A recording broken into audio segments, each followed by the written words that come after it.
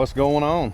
So I want to talk about two things that every homeowner, whether you own a house or rent a house, two things that you should know that most people, overlook, and that is how to turn your power off and how to turn your water off. There's people that don't have a clue, never seen it, never looked for it. You might have a water line break or a leak under your sink or a pipe bust or something, and it's going to flood your house out and you don't even know how to turn the water off. So we can walk with me here. I'm gonna show you the electrical box at my house. Now, you need to find this in your house, whether it's in the basement, whether it's in a room, in a garage. Now, obviously it's gonna look a little different than mine because this is inside my shop.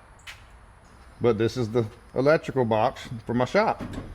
You need to know where this is. That way when you open it up, you can turn the power off if you need to. Now, obviously the one in your house is gonna look a lot different than that because this is the one that's in my shop and it only has a few breakers for some plugs and outlets and a few things. So your box will be a lot bigger than that. So we'll walk up here and we'll talk about the water meter. Everybody's got a water meter of some kind. If you live in a duplex or like an apartment complex, it might be a little tougher, but in a house, whether you have a cutoff in your basement or right outside your house or out by the road, you need to find it, and I'll show you where mine's at. Now, this is my water meter right here on the other side of my fence out here. You lift this up, take this off. There's a valve in there you can turn off to turn the water off going to your house. Everybody's got one of these somewhere. You need to find this.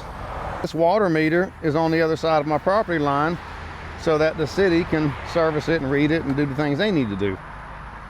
Where I'm at, the water line's not very deep. As you see, it's right there. So you might have one of these in your house. You might have a cutoff just like that that's not a part of the meter, but you need to find that.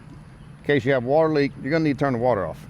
So if you own a house or you live in a house, those are two things you need to look out for.